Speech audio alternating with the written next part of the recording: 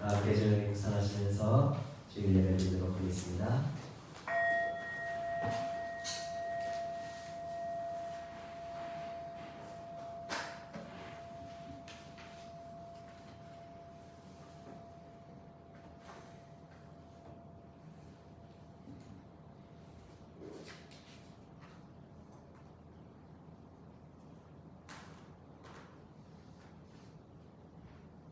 살아갈 힘.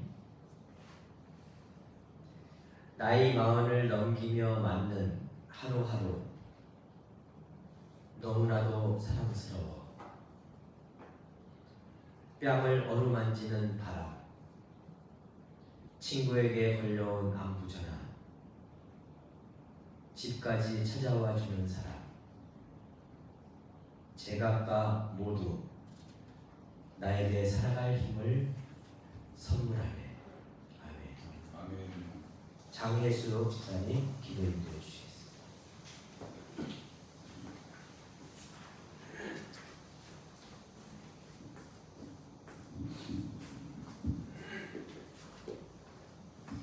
기도드리겠습니다. 지난 주말에 가족들과 피서를 다녀왔습니다. 3년째 강원도 고성의 고랭지 배추를 재배하는 곳으로 피서를 가고 있습니다. 밤에 하늘을 올려다보면 별이 매우 가까이 보여서 고지대임을 느낄 수 있었습니다. 그런데 기후위기는 거기까지 침범을 한 것 같았습니다. 3년 전 처음 갔을 때 낮에는 선풍기로 더위 나기가 충분했고 밤엔 선풍기를 끄고 이불을 덮어야 할 정도로 선선해서 고지대임을 실감했었습니다. 그런데 작년엔 밤에도 선풍기가 필요했고 올해는 낮에 선풍기로는 더위가 식혀지지 않아 에어컨을 켜야 했습니다. 밤에 잘 때도 아침까지 선풍기를 켜놓고 자야 했고요. 저희 집에서도 해마다 여름에 에어컨을 켜는 시간이 늘어나고 있습니다.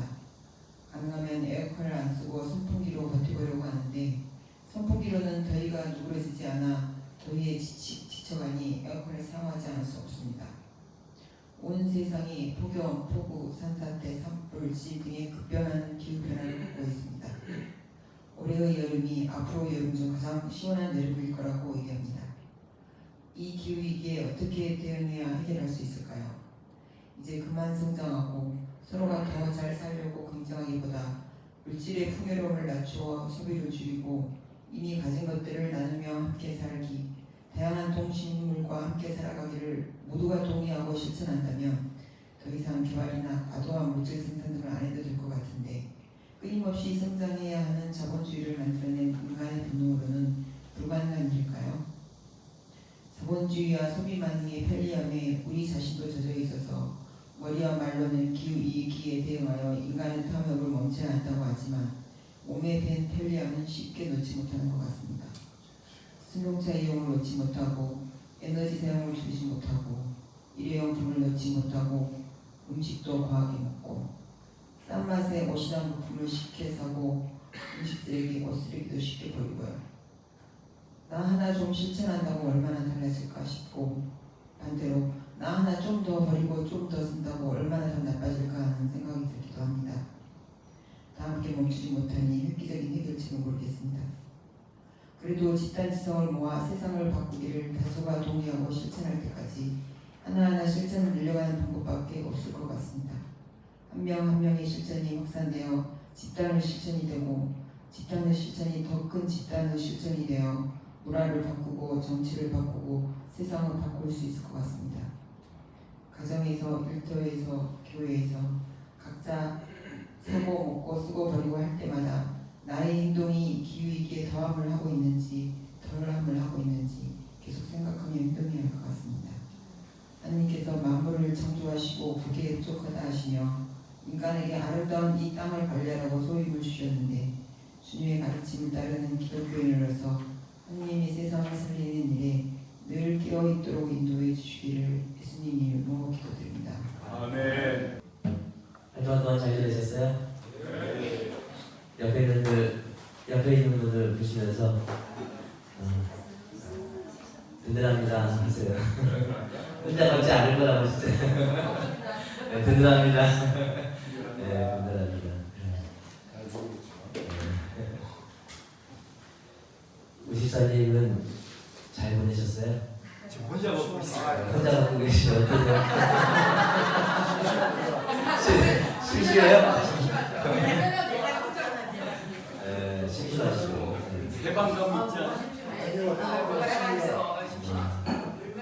집사님은 진작에 해방감을 느끼면서 심심하시대요. 심심한 사람들끼리 모여서 식사를 더 해야겠네요.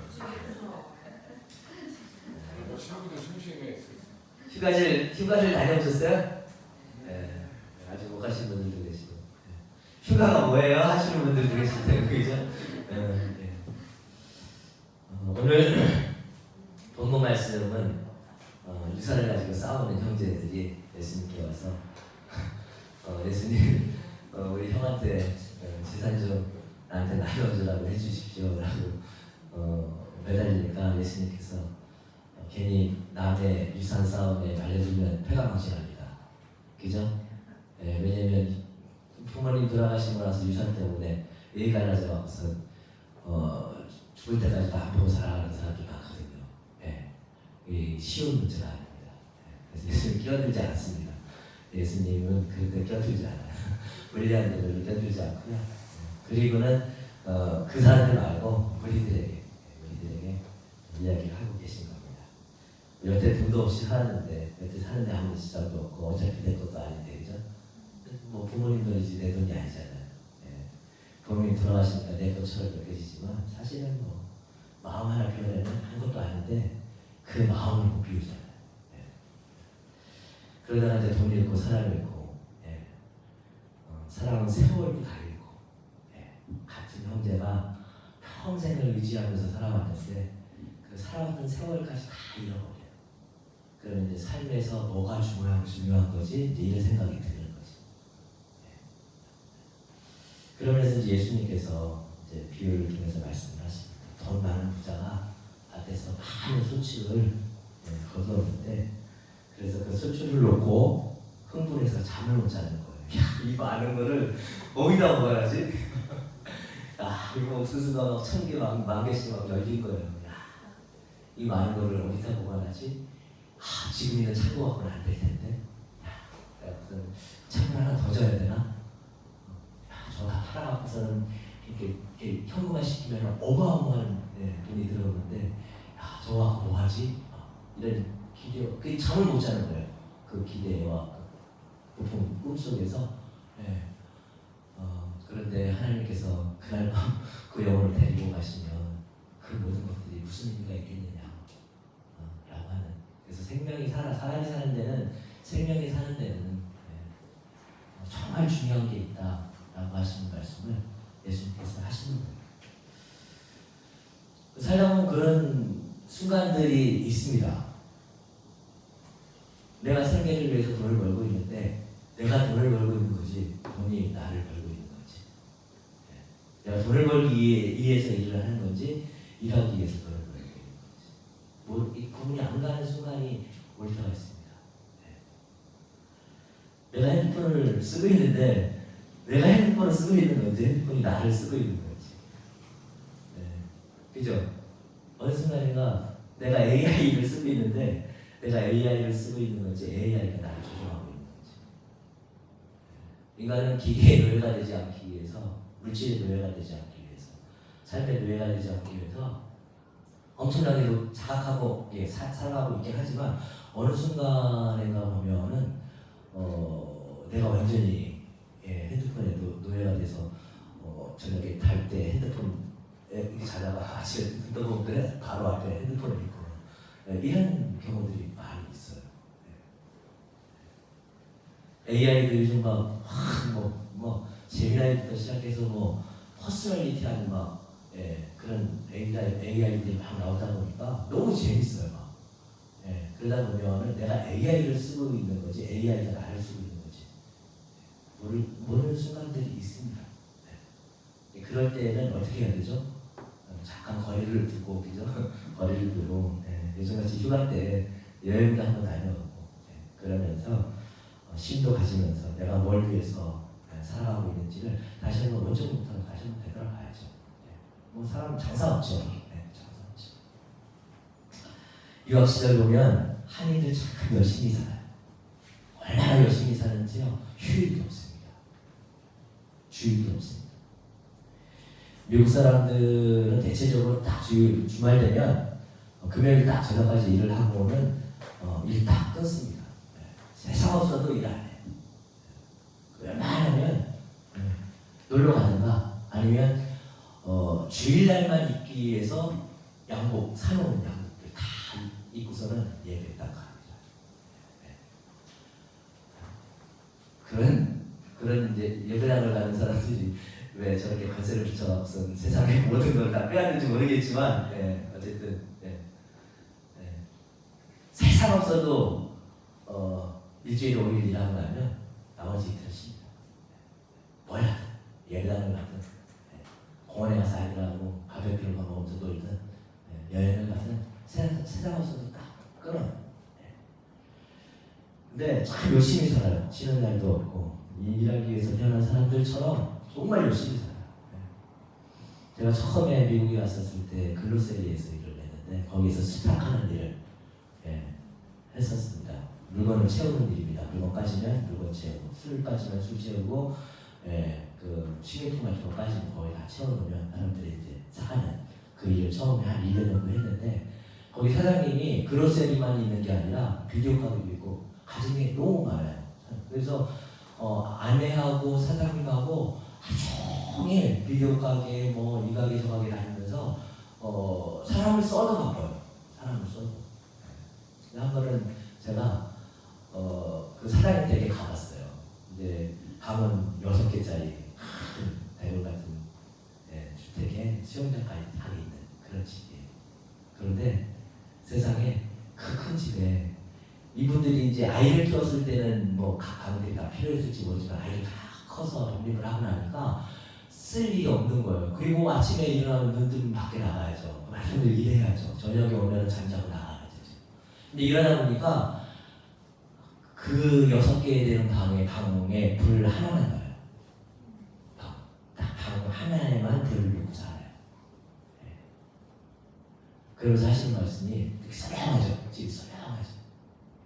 그냥 연희수처럼 영화처럼 쓰고 있는 거예요. 그러면서 아직까지도 모기지름을 갖고 있다는 거예요.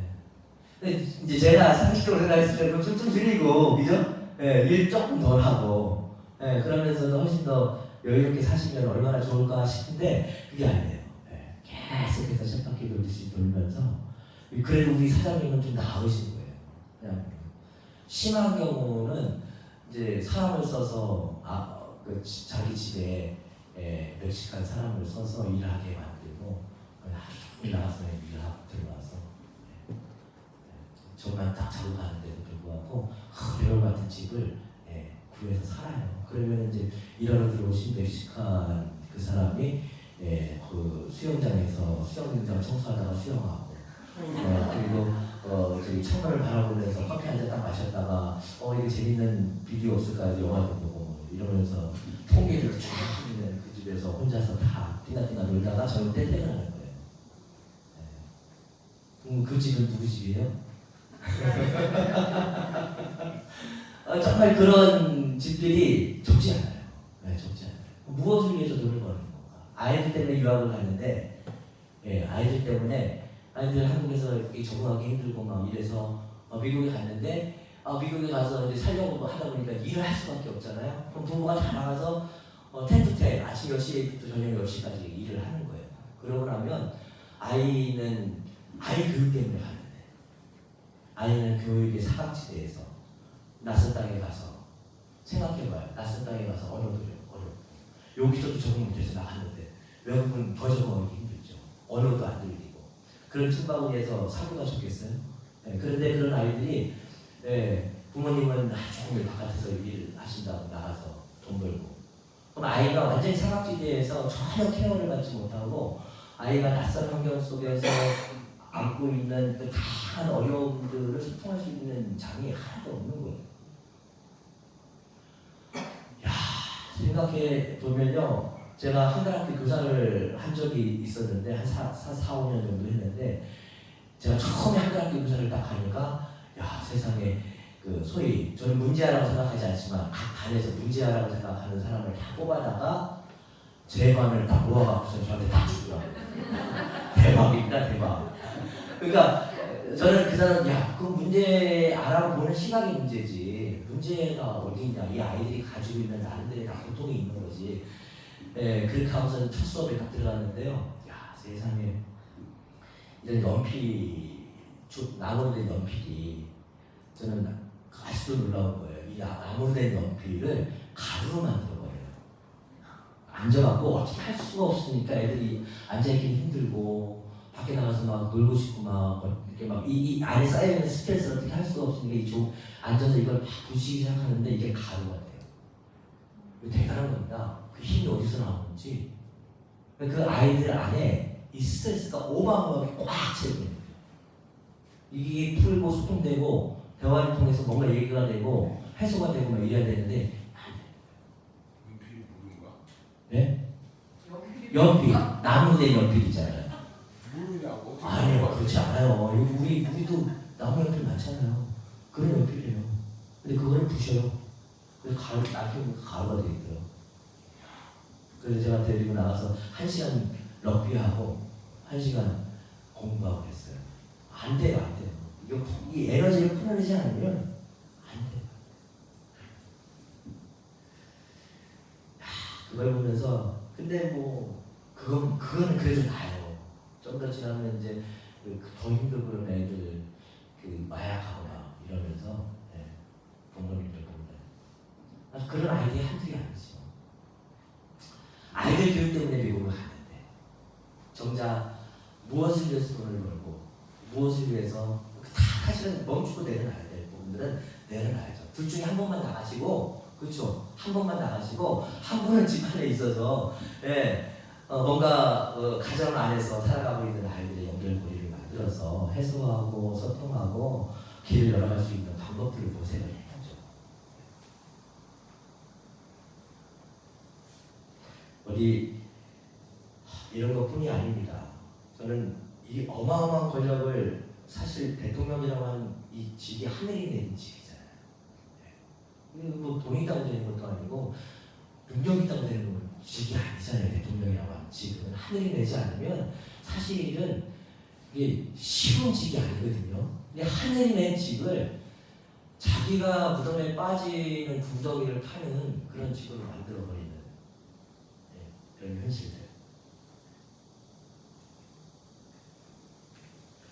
젠 대통령께서 얼마 전에 SBC 계열사에 가셔서 직접 사장님하고 대표들을 만나는 광경이 생중계됐죠. 그게 다 유튜브로 떠돌아다닙니다. 그래서 제가 놀랐어요. 그걸 보면서 뭘 느꼈냐면 이렇게 쉬게 되는 거였어? 한 이틀 뒤에 하루 8시간 노동제한이 다 바뀌면서 그 시스템에 문제 있는 것들을 다 보완할 수 있도록 하고 그 다음에 8시간 노동으로 줄어드는 것에 대한 대안책을 마련할 수 있도록 하라고 하면서 한 이틀 만에 모든 게 다 바뀌었어요. 근데 그거 보면서 이렇게 쉽게 바뀌는 거였어? 그럼 지금까지 대통령들은 뭐 하는 거지? 뭐 이런 생각이 문재인 대통령은 뭐 하는 거지? 뭐 이런 생각이 막 갑자기 들면서요. 그러니까 대통령이라고 하는 직이 7,000개에서 2만 개에 가까운 것을 그 직을 임명할 수 있는 직이라고 하더라고요. 그러면 이게 어마어마한 권력인 겁니다. 절대 권력인 거죠.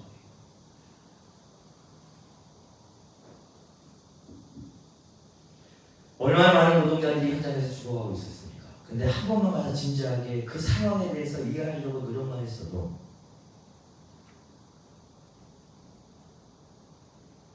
얼마나 많은 사람들의 억울함을 풀어줄 수 있고 얼마나 많은 사람들의 고통을 해결해 줄 수 있는 자리인데 그런 자리를 그렇게 허망하게 만들어버릴 수 있었을까 싶은 생각이 드는 거죠. 오늘 예수님께서 복간의 재물을 쌓아두지 말고 하늘의 재물을 쌓아두라. 재물뿐이겠습니까? 우리가 생각하는 아까 달란트, 재능, 하다못해 노드요. 쓰다 보면 다양하게 살릴 수 있는 많은 것을 쓸 수 있는데 하늘의 재물을 쌓아두라 그런 말씀을 하십니다. 재물을 하늘에 쌓아두는 게 뭘까? 열심히 교회 갔다 헌금하면 되는 건가요? 하늘에 어떤 교회는 그렇게 설교를 하더라고요. 재물을 하늘에 쌓아두라고 우리 교회 갈 때 열심히 바치면 하나님의 일에 열심히 바치면 된다라고 얘기를 하는 겁니다. 근데 교회나 집이나 쌓아두는 걸 가지고 고여 있으면 도끼 개끼는 거죠. 고여 있으면 도끼는 개끼입니다. 저희 동네에 반찬 가게가 있습니다. 에브리찬이라고. 최인희 지사님 아시죠? 에브리찬이라고. 저는 그동안은 생긴 지 한 2년 됐는데 5개의 마음이에요. 반찬. 하나에 2,500원인데 그럼 4개잖아요. 그러면 4개 사면 하나 더 줘요. 5개의 마음입니다. 여러분 요즘 어디 가서 5개 반찬 10,000원을 못 삽니다. 그래서 괜찮은 김치 같은 경우도 한 6,900원이면 한 사람이 먹기에 충분 한 3, 4일 정도 먹을 수 있는 양 살 수 있고요. 총각김치도 맛있어요. 근데 아내가 한 번은 그게 한 2년 동안 지내면서 주인을 단 한 번도 만난 적이 없는데 지난주에 아내가 주인을 만났대요. 갔는데 종업원이 아니라 주인이 계시더라는 거예요. 이제 이분이 은평구에도 에브리찬이라고 하는 그 반찬 가게를 하나 하시는데 이제 여기 지점을 하나 내신 거예요. 그래서 약도 왔다 갔다 하시면서 반찬 만드시느라고 바쁘신데 그 100가지가 넘어요. 반찬 가지수가. 그럼 일주일 내내 한 10,000원씩 해갖고선 계속 돌려막기를 하면 일주일 내내 5가지를 먹으면서 살 수 있는 거예요. 진짜 그럴 수 있는 거예요. 그러니까 혼자 사는 사람들이 너무 딱인 거예요. 근데 이분이 하시는 말씀이 저 조미료 넣지 않는다는 거예요. 다 해물이라든가 이런 다시마 그런 거에서 맛간장을 가면서 일일이 다 반찬을 그래서 세지 않아요. 반찬이 세지 않고 간이 적절하게 그래서 이렇게 저희 집 식구들은 이제 양이 적기 때문에 가다가 몇씩 먹는데 아마 어떤 사람들은 한 개 다 드실 수도 있어요. 양이 그런 양들인데 생각을 해보세요. 그분도 따지고 보면 돈 벌다 치면 얼마나 많이 벌 수 있겠어요. 그 일주일 내내 파시는데 거의 사람들이 항상 붐벼 있어요. 붐벼 있어요. 돈 벌다 치면 얼마나 많이 해서 많이 벌겠어요. 그런데 가만히 생각을 해보면 이 5개의 만원 받아서 남을 수 있을까 싶은 생각이 들어요. 요즘 같은 물가에 재료를 그렇게 아끼고 쓰는 것 같지도 않은데 또 그러다 보면 단순하게 얘기하면 그 사람이 가지고 있는 음식을 잘 만드는 맛있게 만드는 달란트를 가지고 자기 하나도 먹고 살지만 그걸 가지고 지역에 있는 혼자 사는 사람들 아니면 요즘 이 반찬 만드는 거 힘들어하는 사람들이 너무 많아요. 너무 많아서 우리들도 그렇잖아요. 그러다 보니까 어디서 좀 집밥처럼 반찬을 만들어주는 게 없을까? 딱 그런 집. 단 하나 플라스틱을 써요. 이분이 플라스틱을 쓰고 싶지 않은데 이게 어쩔 수가 없대요. 위생상 아니면 이 장사를 할 수가 없대요. 고민을 많이 했는데 어쩔 수가 없이 있는 플라스틱을 쓸 수밖에 없다는 거예요. 잘 생각해 보십시오. 이 사람은 자기가 가지고 있는 자기가 좋아하는 어떤 재능을 가지고 그 동네에 살아가고 있는 혼자 사는 사람이나 반찬 때문에 어려움을 겪고 있는 많은 사람들과 함께 나도 먹고 살지만 그 재능으로 같이 더불어 살아갈 수 있는 삶의 손안의 질서를 열어가는 그런 일들을 하고 있는 거예요. 있는 거예요. 재물을 하늘에 쌓아두며 살아가는 사람일 수 있죠. 저희 아내 외할아버님은 말 그대로 동네에 어른이셨대요. 한의사는 아니셨는데 이런저런 민간요법을 많이 외우셔서 동네에 아픈 사람만 생기면 다 그 외할아버지 댁에 저희 아내의 외할아버지 동네에 아픈 사람만 생기면 다 그 집으로 오는 거예요. 그래서 그 외할아버지가 명절 때가 되면은 날 그 가래떡을 다 만들어서 집집마다 다 나눠주고요. 쌀 없는 집에 먹을 게 없는 집들이 있으면 그냥 쌀 한 가마만이 아니겠죠. 한 발 정도 갖다 놓고 이렇게 다니셨던 집이래요. 아내가 얼마나 그 자랑을 하는지. 네. 제가 그 얘기를 드리면서 그래서 복을 많이 받아서 나 같은 남편을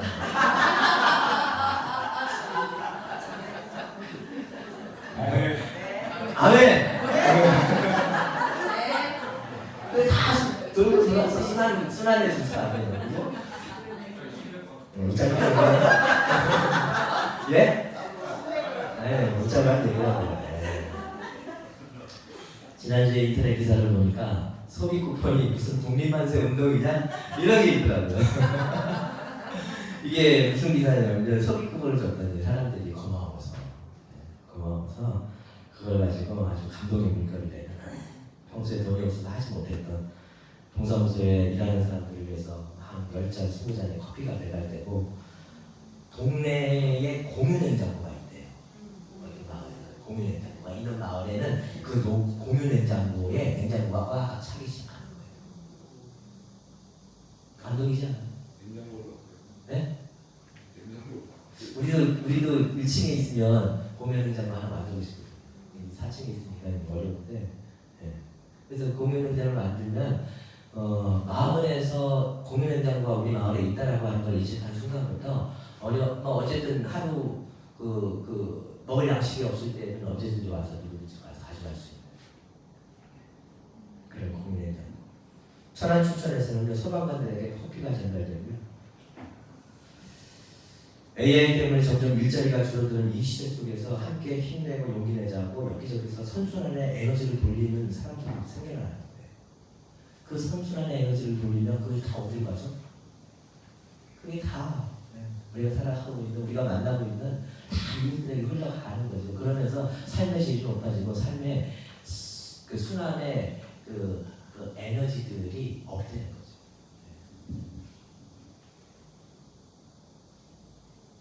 재물을 하늘에 쌓으며 살아가는 사람들입니다. 우리 촛불 집회 때 응원봉 집회 때 막 하루가 멀다고 막 쏘던 분이 있어요. 제 앞에 앉아 계시는데 하루가 멀다고 막 이때 아니면 언제 쓰냐고 그래서 열심히 쐈다. 여러분들 상한산 싸움이 참 어렵고 힘들지만 어쨌든 해서 저 상한산 하나 살려놓으면요 그냥 산 하나만 살겠습니까? 생각해보면 제가 저희 기도회 때 같이 가신 분들 아시겠지만 상한산에 들어가서 보니까 도시명도하고 달라요. 토요일날 같이 걷기 기도했잖아요. 그래서 정수장 앞에서 출발할 때는 엄청 더웠어요. 근데 산으로 쑥 들어가니까 온도가 한 절로 쭉 떨어져요. 그러면서 시원하더라고요. 시원하다는 말은 좀 거짓말이고 그래도 온도가 떨어지니까 좀 선선해지죠. 살만하더라고요.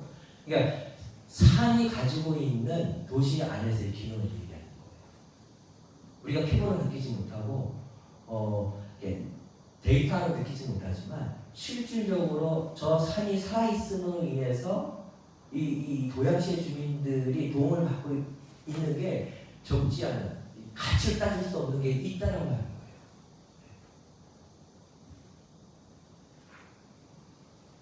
우리는 정말 관계 안에서 풍요로운 삶을 위해서 일하고 돈을 벌고 신앙생활도 하고 그러지만 우리가 하는 그 일이 버는 그 돈이 하는 신앙생활이 풍요로운 삶을 멈추게 하고 깨뜨리고 파괴하는 것이라면 그리고 선순환의 흐름을 망가뜨리고 멈추게 하고 썩게 하고 고이게 하는 거라면 그래서 악순환의 고리를 열어가는 것들이라면 삶의 근본을 다시 한번 멈추고 다시 한번 머물면서 생각해보고 되돌아보면서 삶을 수정하고 돌릴 수 있는 그래야 된다고 오늘 예수님께서 말씀하신 겁니다. 지난번에 스웨덴 답사를 위해서 을왕리 해수욕장을 다녀왔습니다. 선녀바위 근처에 딱 도착을 하니까 항상 공원에 가면 그 갈매기들한테 그 조미 과자 주는 사람들 있죠. 새우깡 주니까 막 갈매기들이 막 수백 마리를 막 몰려가서 막 깨락깨락 그러면서 서로 먹으려고 막 달라드는 그 모습을 치열하게 경쟁을 하면서 예, 그걸 보고 있으니까 뭐가 생각이 나요? 갈매기 꿈이 생각이 나요. 예. 그러면서 이렇게 바닷가 쪽을 쫙 바라보니까 어쨌든 자유롭게 비행하는 갈매기들이 무리 지어다니지 않으면서 한 마리 한 마리씩 자유롭게 달리고 있는 그런 조나단과 같이 생긴 그런 갈매기들이 보이더라고요. 겉보기에는 무리지어 조미과자를 받아보는 친구들과 자유롭게 비상하는 그 친구들의 삶이 확 차이가 나는 것처럼 보여요. 근데 젊었을 때는 이렇게 살지 말고 이렇게 살아야겠구나 그런 생각을 하고 살았었거든요. 근데 이제 나이를 먹다 보니까 사실은 이렇게 자유롭게 비상하는 것처럼 보이지만은 사실은 그 먹이의 대상이 달라졌을 뿐이지 여전히 또 다른 것에 집착하면서 자기 삶을 몰빵하고 살아가는 사람들도 있고 갈매기도 있고 조미과자 안에서 막 허우적거리면서 있는 듯해 보이지만 사실은 그 조미과자 아픈 친구가 있을 수 있잖아요. 아픈 친구들은 그 과자도 먹고 살아야 될 거 아니에요. 몸이 아픈 친구들. 아니면은 그거 받아먹고서 이제 막 가서 이제 자유롭게 좀 내 삶을 좀 날아보고자 하는 그런 것 속에서 있는 친구들도 있을 수 있잖아요. 보이는 게 다가 아닐 수 있다라는 거죠. 그렇지만 여전히 나이를 먹어도 자기는 다른 사람은 몰라. 자기는 자기를 알죠. 겉으로 봐서는 뭐가 진실인지 뭐가 진짜인지 불투명해 보이고 다 모르는 것처럼 보인다서는 치더라고요.